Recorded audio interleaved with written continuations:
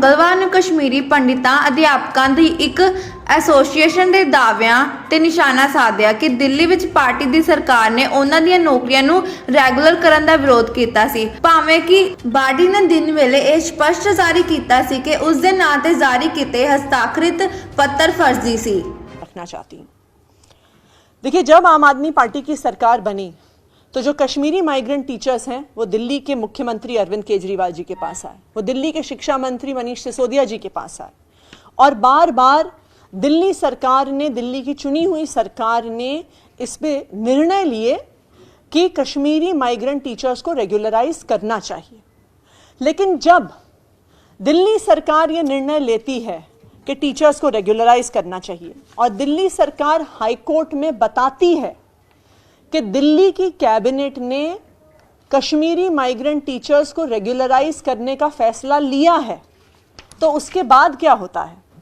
उसके बाद एलजी साहब एक नोट लिखते हैं फाइल में कि ये सर्विसेज मैटर है और इसको सर्विसेज मैटर के तहत ट्रीट किया जाए, इस पर दिल्ली की चुनी हुई सरकार का कोई भी अधिकार नहीं है। बहुत स्पष्ट तौर से आम आदमी पार्टी की सरकार, अरविंद केजरीवाल जी की सरकार कैबिनेट में डिसीजन लेती है, कोर्ट में बताती है, हाई कोर्ट में, कि हमने इनको रेगुलराइज करने का डिसीजन ले लिया है। तो एलजी साहब उस कैबिनेट के डिसीजन के बाद कहते हैं कि इस पर दिल्ली की चुनी हुई सरकार और अरविंद केजरीवाल जी का कोई हस्तक्षेप नहीं होगा, जो भी निर्णय होगा एलजी ऑफिस द्वारा होगा। उसके बाद एलजी साहब एक नोट लिख के भेजते हैं और ये सारी प्रतियां हम आपको उपलब्ध कराएंगे, जिसमें एलजी साहब, और यहां पे आप देख लीजिए कि इस नोट में अनिल बैजल जी का साइन भी है।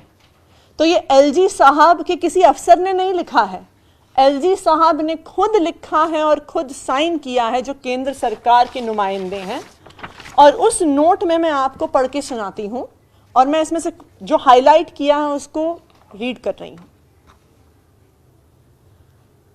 The matter was discussed with officers in the MHA, यानी एलजी साहब ने ये खुद नहीं सिर्फ निर्णय लिया, उन्होंने केंद्र सरकार में मिनिस्ट्री ऑफ होम अफेयर्स से चर्चा की।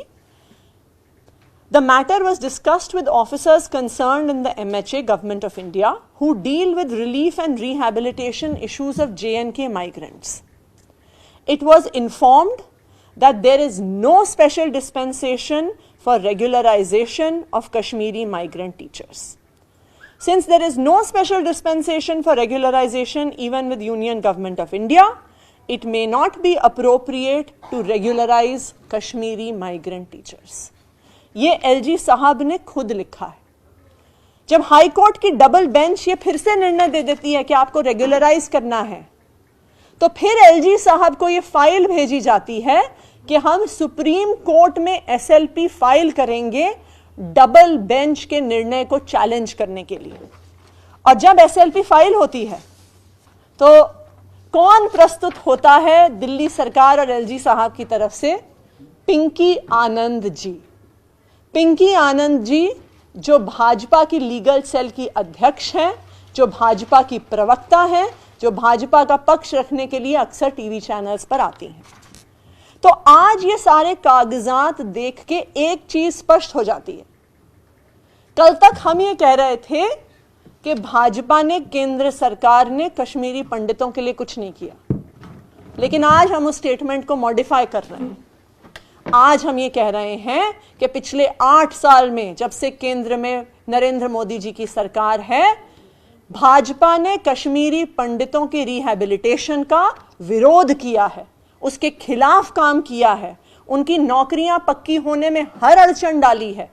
भाजपा ने पिछले 8 साल में कोई कसर नहीं छोड़ी कि जो एक छोटी सी चीज थी, कि जो ये सिर्फ 233 कश्मीरी माइग्रेंट टीचर थे, जो उनको पक्का करने की अपॉर्चुनिटी थी, जो इतना दुख दर्द देख के दिल्ली आए थे, उनकी रेगुलराइजेशन का बीजेपी ने विरोध किया। तो ऐसा अब नहीं है कि बीजेपी ने भाजपा शासित अपने एलजी साहब से, ऐसा नहीं है कि उन्होंने कुछ नहीं किया। भाजपा ने कश्मीरी पंडितों के पुनर्वास का, उनके पक्के होने का, उनकी जिंदगियां नॉर्मलाइज करने का विरोध किया है।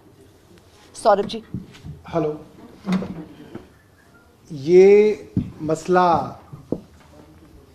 परसों से शुरू हुआ है और आपको बहुत कम लोगों को जानकारी होगी कि कश्मीरी माइग्रेंट्स की ये जो प्रॉब्लम थी, इसको दिल्ली की चुनी हुई सरकार ने सुलझाया था और इसको रेगुलराइज किया, क्योंकि अरविंद केजरीवाल ने इसका कोई ढिंडोरा नहीं पीटा, मनीष सिसोदिया जी ने कोई ढिंडोरा नहीं पीटा कि हमने कश्मीरी माइग्रेंट्स के लिए ये किया। एक साधारण सी बात थी, हमने की, हमारा काम था। ये मामला क्यों आया?